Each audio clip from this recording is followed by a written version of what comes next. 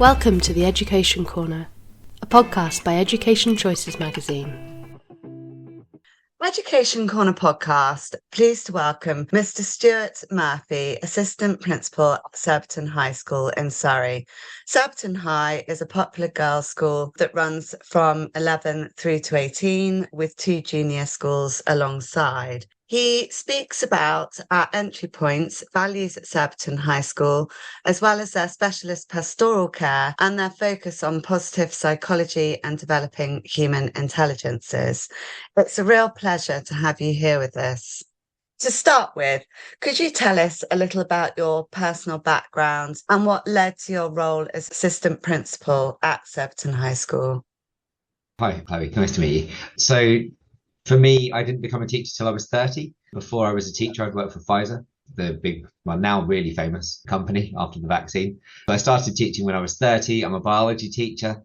So I did what was called then a GTP, so an in-school training thing where you just kind of went in and had to teach your first week. And they taught you how to do it while you were there. And then I was 8 years at my first school. I was a head of department there, head of biology there, before I moved to Surbiton, which is now just over 8 years ago. I came to Surbiton.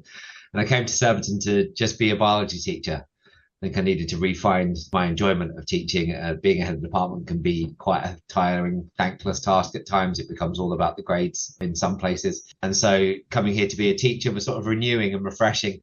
And I'd realised really with the change that pastoral care was what I was most interested in. And I didn't really want to be a head of department. That wasn't where I got the greatest joy out of teaching. So I came here and then I did an acting head of year role to cover a maternity leave, and that went well. And from there, a head of year, and from a head of year, then 4 years ago, I became assistant principal for pupil development and wellbeing at the school. Well, it's quite a pathway. And since you've been in this role, you've obviously been working hard and there's a lot going on as ever at Surbiton, but children are increasingly under a lot of pressure to perform and do well academically. How do you feel that they are supported through this at Surbiton High? I think that partly that's balance. I think one of the things that we do well as a school is that we're a school that's well balanced between academic and co-curricular in the various aspects of the school. I think one of the ways that might be better, some schools are really good at one thing. You know, they are really this. I think one of the things that makes Surbiton a good school is we do a lot of different things, and that sort of benefits different young people and what they're interested in. I think the pressure exists, there's no doubt about that. And then from the pastoral side of the school, that's about how we make our decisions to support them. So you mentioned in the introduction about the idea of positive psychology. So we have a charter for wellbeing at school, which is based on the work of Martin Seligman on something called PERMA, which is positive emotion, engagement, relationships, finding meaning and accomplishment. And for us on the pastoral side of the school, we use that as our foundation, our touchstone, if you like, for the decisions that we make to support them.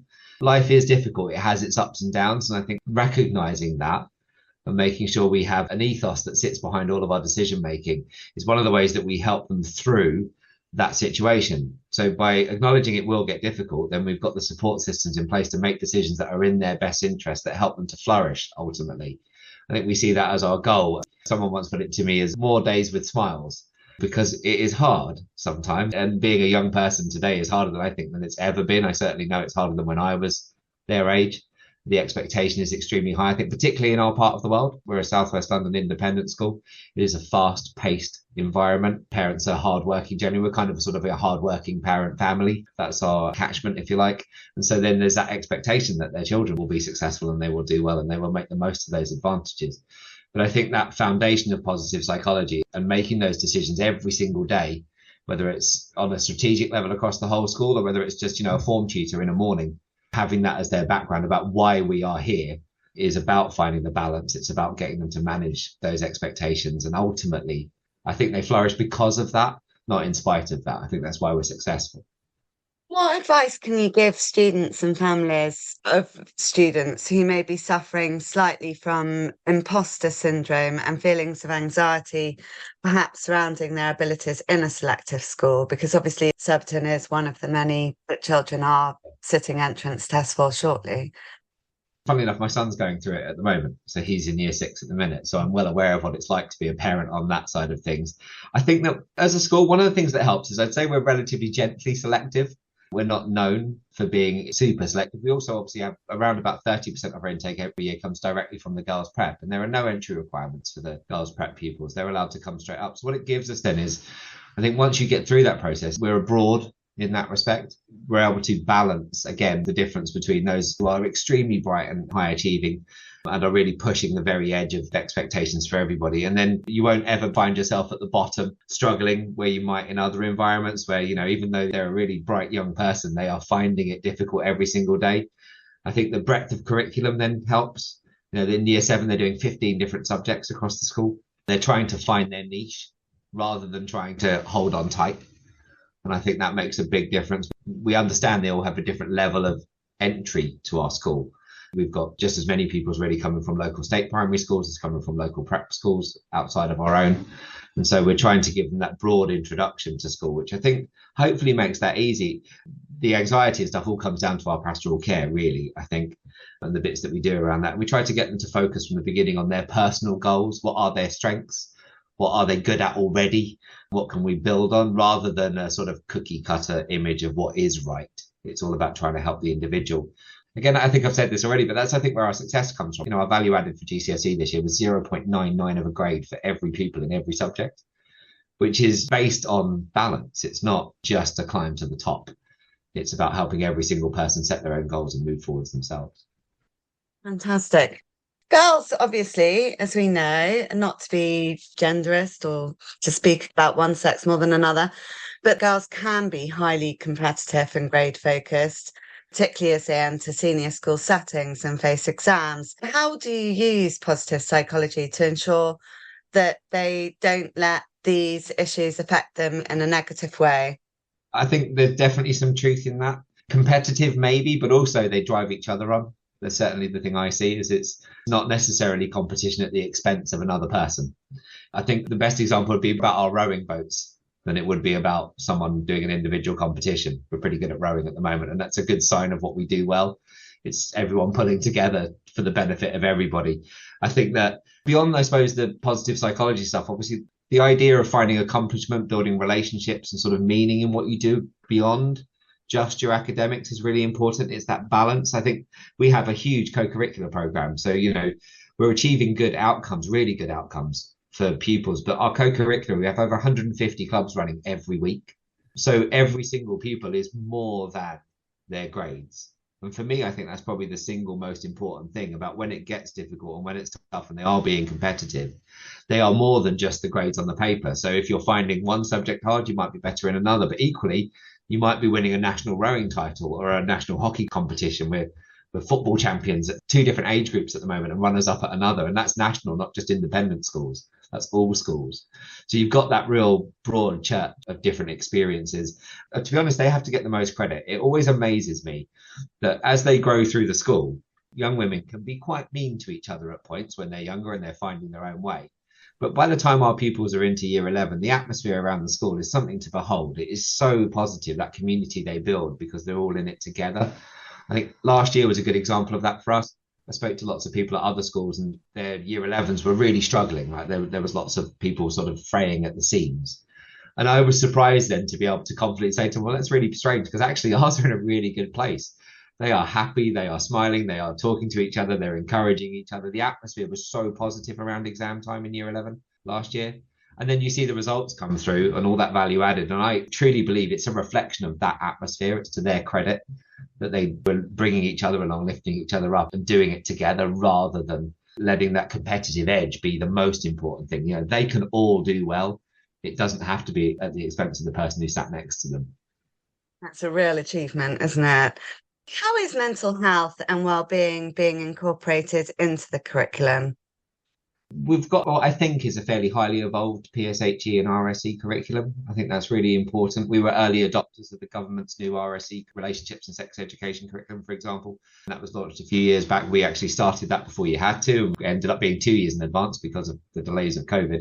But I think that's part of it. I think another side of it is that, for example, next week, it's one of our, what we call a scope day, a Surbiton Cope day, where we collapse the curriculum and we get expert speakers in order to support them. Some of it is more focused on well-being. Next week, for example, our keynote speaker was one of the founders of the Invictus Games. He was one of the founding directors. The whole theme for next week is about building from adversity.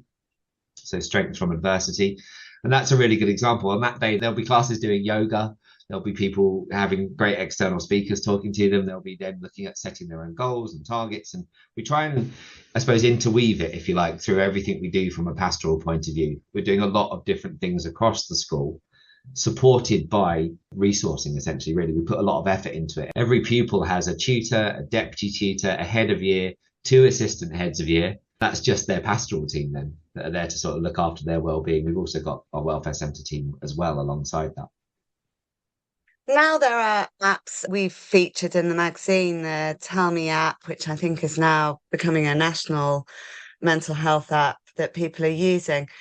Is this something that you use within the school as a support service, or do you have your own version? So we don't use the app. We've got, I suppose, starting on site, we've got 3 permanent counsellors employed by the school, plus 2 school nurses and 4 academic mentors just across the years 7 to 11. And then we've developed our own resources along the way. So about 3 years ago now, we started using the Warwick Edinburgh Mental Wellbeing Scale, which is a sort of internationally recognised scale for assessing wellbeing. It's sensitive to change on an individual basis over time, which is quite unusual. So we use those across the school, across the year groups, to sort of have a background bit of tracking of how they're doing.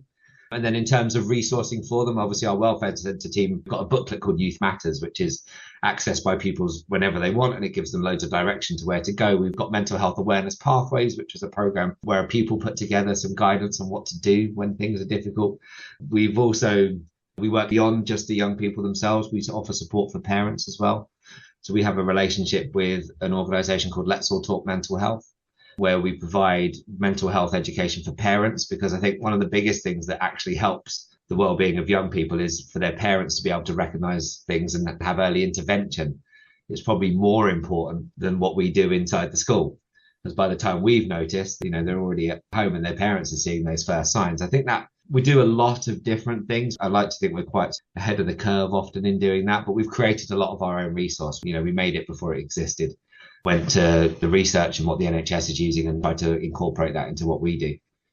At Surbiton High, the children have access to multiple sports. So obviously, you've mentioned the rowing being a big one. I certainly know that we've sent a number of very talented tennis players to the school.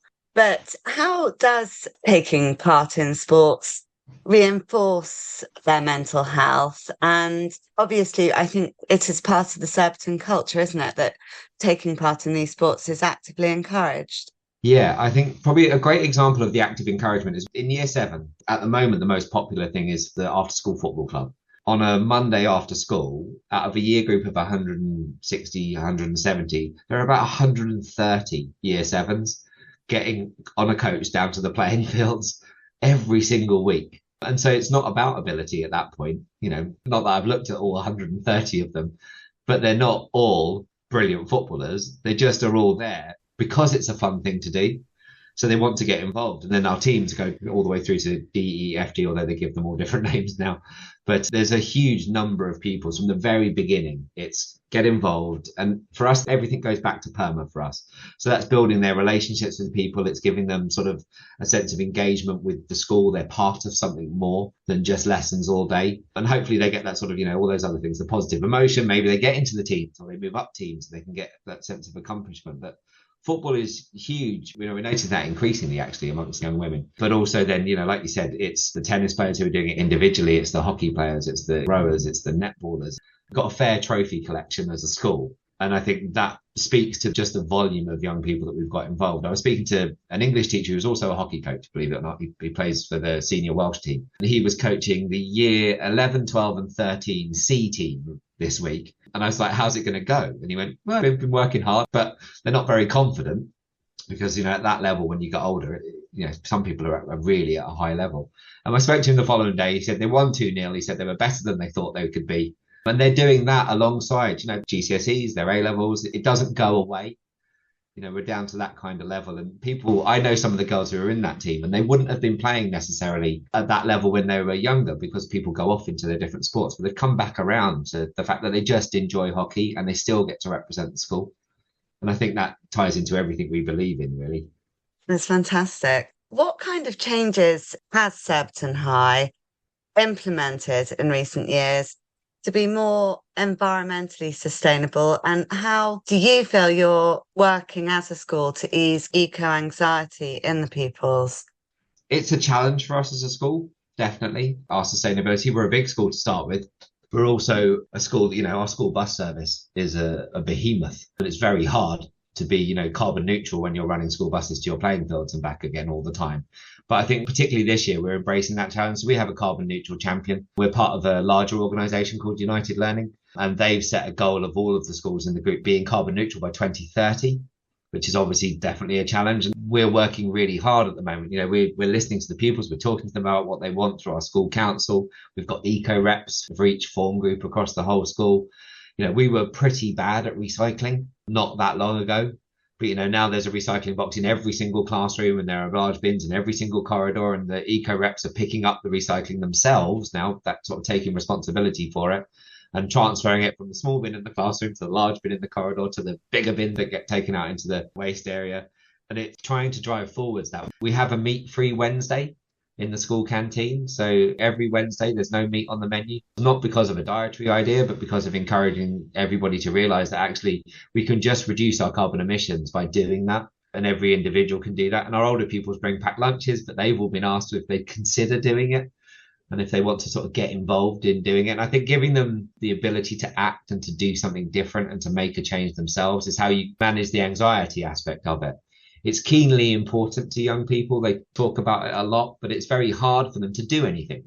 They're disempowered in that respect. They don't vote for the government. They don't get to decide what policies are driven forward. So we've given them the opportunity to just do something in our community. And through school council this term, for example, we always have a theme for our school council meetings. It's normally something we're trying to do on a more strategic level as a school. So our carbon champion has been coming in and has had the first half of every school council meeting for each year group to just say to them, this is what we're trying to do. What do you think we should do to make that happen? And so rather than assuming we've got all the answers, we're actually saying to them, well, what do you think we need to change? What could happen? Electric buses seems to be the big one. If electric coaches become a thing, then that would have a huge impact on what we're doing. And they can see that. And it's really lovely that they know that. And it's just encouraging them to do the right thing. They will all admit that they recycle at home and that they have different bins for different things. And some of them are saying, well, the bins are outside. I have to go outside and put it in the recycling bin. Yet they don't necessarily automatically do that in school. It just goes in the nearest bin because they're busy and they're rushing. And so it's trying to give them that, look, you've got to make those changes. You've got to help us move on. Very much so. And can you explain a little bit more about the work taking place at Surbiton High, developing human intelligences? Yeah, so this is new. As a school, we're always trying to change the way we do things. So if you think of our Charter for Wellbeing, we've been 7 years into that now. And that's sort of been our foundation of the pastoral side of the school works. We've also got a really detailed strategy for learning as well. The human intelligences part comes with the way things changed really last year. We started to look at artificial intelligences and the rise of AI and the use of it in schools and across various different bits of society. And that gave us this idea as a sort of a senior leadership team and a staff that, okay, so we're fairly secure in what we're doing. Our foundations, if you like, are secure about why we make our decisions, but we also need to then be forward thinking. So we need to think about how we use artificial intelligences. Alongside that, we're also looking at the World Economic Forum and their desirable skills for the future. So we're looking to develop skills as well through the classroom environment, through sort of taught curriculum, and about how we also develop those skills that will be important for whatever the world looks like when they leave us. Our current year sevens, our class of 2030 is how we refer to them. And what will they be needing to do? And then the human intelligence side is sort of, it's the pastoral balance to that. It's the developing of the whole person. And what we're really trying to do is add value to the things that we actually do. So we've already mentioned the co-curricular work that we do and how big it is. Everybody does it, but do young people value what it actually does for them as a person, how it helps develop different parts of their intelligences? And there's loads of different ways of looking at it. We've gone down the sort of the multiple intelligences idea, which comes out of Harvard University. And the idea that actually we do so many different things. We want to try and tie those things together, have young people recognize that when you're doing a sport or a co-curricular club or your archaeology club or something like that, you're not just there because it's good for you and it's fun, but actually you're developing a different part of you that you don't necessarily access when you're in a taught curriculum.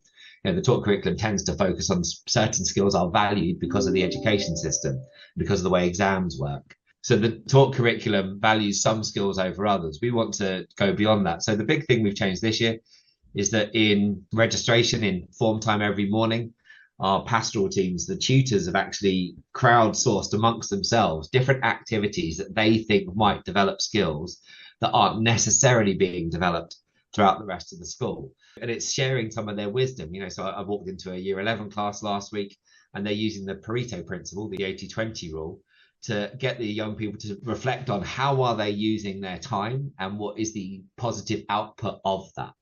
And are they directing their time into things which will have a benefit, or are they just doing the same thing over and over again? Where is their 80-20 split and what are they getting from it? So that's happening then across the whole school, looking at using that time in form during the morning, which may just be registration or notices or sort of more traditional things that happen during a registration, and trying to use it to get them to expand their horizons a little bit and challenge them a bit and push them a bit to develop parts of their character that they have real strengths in, but also then to give them an idea of, what are they good at. We're really at the beginning of that at the moment, but that's our goal, if you like, for the next few years, is to develop AI, artificial intelligence, alongside human intelligences, and a long time, those key skills that will matter when they go up past us and then past, hopefully university and into the world of employment.